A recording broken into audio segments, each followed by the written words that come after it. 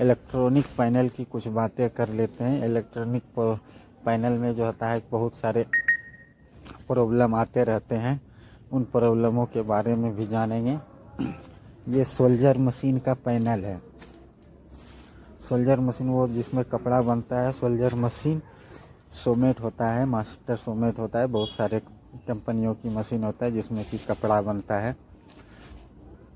आज हम उसमें जो लगता है पैनल में कैसे कैसे प्रॉब्लम आ जाते हैं और उसको कैसे चेक करते हैं, कैसे उसको सही किया जाता है, आज हम उन्हीं चीज़ों के बारे में जानते हैं। तो चलिए फ्रेंड, हम चलते हैं अब अपने पैनल में। ये देखिए, हम पैनल जो है, पैनल में 9 कॉन्टेक्टर लगे होते हैं। एक पैनल में 9 कॉन्टेक्टर होता है, जो कि सब कॉन्टेक्टर का अलग अलग काम होता है। जैसे कि पहला कॉन्टेक्टर होता है वो मेन कॉन्टेक्टर होता है, और दूसरा कॉन्टेक्टर मेन मोटर की होता है, तीसरा ब्लोअर मोटर की होता है, चौथा स्लो मोटर की होता है, पांचवा रिवर्स फॉरवर्ड का, छठा फॉरवर्ड रिवर्स का, सातवां स्लो का। इसी तरह से नोवो कनेक्टर का अलग अलग काम है। अब इसमें फॉल्ट क्या आता है, जैसे कि मान लीजिए कोई मशीन स्लो या फास्ट या रिवर्स में कोई दिक्कत आ रहा है, तो उसका प्रॉब्लम डिस्प्ले लगा के चेक किया जाता है, जिस पे डिस्प्ले पे ये दिखा दिया जाता है कि इसमें कहाँ से कौन सा प्रॉब्लम आ रहा है।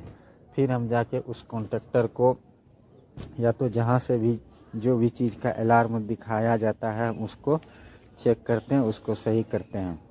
ये देख लीजिए, सारे के सारे कॉन्टेक्टर इसमें लगे हुए हैं। 9 कॉन्टेक्टर है, और नोवो कॉन्टेक्टर का अलग अलग काम है। और कॉन्टेक्टर में सबसे ऊपर जो होता है ट्रांसफार्मर होता है। ट्रांसफार्मर होता है कंट्रोलर ट्रांसफार्मर में बहुत सारे वोल्ट निकले होते हैं। 380 वोल्ट इसमें जब इनपुट होता है, तो इसमें अलग अलग वोल्ट इससे सप्लाई आउटपुट होती है। 0 वोल्ट से लेकर 220 तक इसमें सप्लाई आउटपुट होती है। 12 वोल्ट, 17 वोल्ट, 18 वोल्ट, बहुत सारे वोल्ट इसमें निकलता है, जो कि अलग अलग जगहों पे अलग अलग सप्लाई दिया जाता है। इसमें 3 कॉन्टेक्टर होता है, 3 रिले होता है। जो पहला रिले होता है वो मेन मोटर की होता है, दूसरा रिले ब्लोअर मोटर की होता है, और तीसरा रिले जो होता है वो स्लो मोटर की होती है।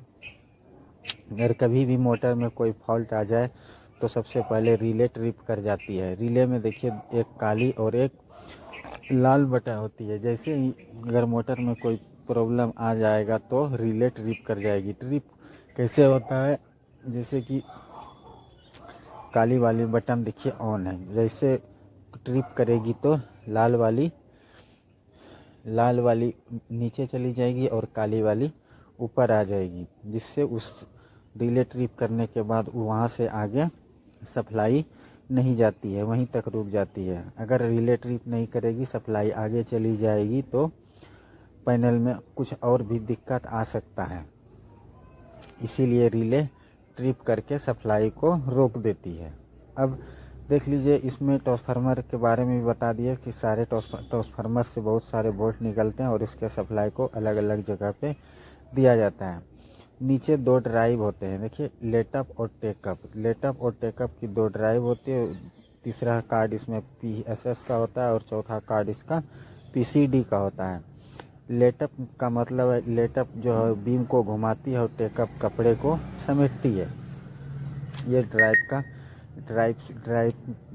का पंगा है। अगर ड्राइव में कोई दिक्कत आ जाए, तो लेटअप टेकअप मोटर नहीं चलती है। और इसमें एक नीचे जो एक फ्यूज लगा हुआ है, 3 गो फ्यूज होल्डर, उसमें 3 फ्यूज होता है, और वो उससे हमारे बाना मोटर के लिए सप्लाई जाती है। अगर बाना मोटर में कोई दिक्कत आ जाए, या बाना मोटर के ट्रांसफार्मर में कोई दिक्कत आ जाए, तो यहाँ से फ्यूज कट जाती है, और इससे आगे सप्लाई नहीं जाती है।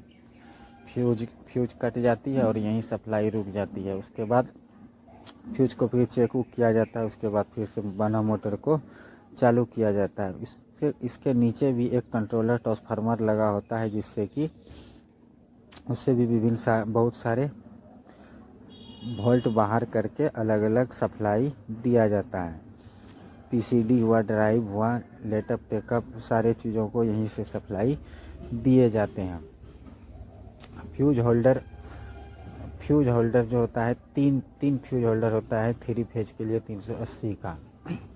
और ये अब जो है ये क्या करेगा, ये फिर से देखिए। अब रिले ये देखिए, हमने रिले के बारे में बताए थे कि इसमें 2 बटन होता है, काला और लाल। अगर कभी भी ट्रिप कर जाए तो फिर से उसको लाल वाले को ऊपर और काले वाले को नीचे कर देने के बाद रिले अपने जगह पे चली जाती है। इस ट्रांसफार्मर में अलग अलग वोल्ट पे फ्यूज लगा होता है। अगर कहीं भी इससे जो सप्लाई निकल के जा रहा है, अगर उसमें कहीं भी कोई दिक्कत हो जाती है या कोई शॉर्ट सर्किट हो जाती है, तो सबसे पहले ये फ्यूज उड़ जाती है। इसलिए फ्यूज उड़ जाती है जिससे कि ट्रांसफार्मर को दिक्कत ना हो। अगर कहीं शॉर्ट सर्किट हो गया हो तो ट्रांसफार्मर को दिक्कत ना हो, इसीलिए सबसे पहले उसकी फ्यूज कट जाती है। उसके बाद जब फ्यूज कट जाती है तो मशीन में प्रॉब्लम आ जाती है, तो फ्यूज को खोल के चेक किया जाता है कि आखिर कहाँ से कौन सा फ्यूज उड़ा है। और फ्यूज जब देख लेते हैं कि हाँ फ्यूज उड़ गया है, तो फिर उसको चेक किया जाता है कि आखिर ये फ्यूज क्यों उड़ा। देखिए, हमने एक एक करके सारे फ्यूज को खोल के आप लोग को दिखा रहा हूँ। ध्यान से देखिए, ये सारे 8 से 9 फ्यूज होते हैं, जो कि अलग अलग जगह पे अलग अलग सप्लाई पहुँचाती है। इस फ्यूज को वापस फिर से लगा देंगे। सारे जो फ्यूज में हमें प्रॉब्लम दिखेगा, उस फ्यूज का तार को लेके आगे तक जाएंगे। जहाँ भी कोई दिक्कत हो या शॉर्ट सर्किट हो, उसको सही करके वापस फ्यूज चेंज करके उसको लगा देंगे। उसके बाद फिर से ये हमारी मशीन चालू हो जाएगी। फ्यूज उड़ने से ये होता है कि ट्रांसफार्मर जो हमारी होती है वो सुरक्षित बच जाती है। अगर फ्यूज नहीं रहेगी, शॉर्ट सर्किट हो जाएगी, तो हमारी ट्रांसफार्मर भी सड़ सकती है। इसीलिए इससे बचने के लिए इसमें फ्यूज लगाया जाता है। कंडक्टर के बारे में आपको बता दिए। पैनल में बस इतना ही सामान लगता है। पहला रिले होता है, दूसरा ट्रांसफार्मर होता है, तीसरा इसमें नो कॉन्टेक्टर होता है। उसके नीचे कार्ड होता है, PCD, laptop take up card, PCD card. और इसके आगे भी पैनल में कार्ड होते हैं, जो कि वो कभी अगले वीडियो में हम आप लोग को दिखा देंगे। उस सब कार्ड के बारे में भी बता देंगे। फिलहाल आज इस पैनल के बारे में बात करेंगे। वो इसी पैनल का हिस्सा है, लेकिन वो थोड़ा आगे है। ये देखिए, ये सब और भी इधर भी 6 कार्ड होते हैं, जो इसके बारे में बाद में बताएंगे। अब चलते हैं डिस्प्ले पे। ये देखिए, ये है पैनल के डिस्प्ले। अगर पैनल में कोई भी दिक्कत, कोई भी प्रॉब्लम आ जाए इलेक्ट्रॉनिक में, तो इसी डिस्प्ले पे सबसे ऊपर वाली जो बटन है, इसको इसको दबा के इसका अलार्म पता चल जाता है कि आखिर पैनल में कहाँ से कौन सा दिक्कत आ रहा है।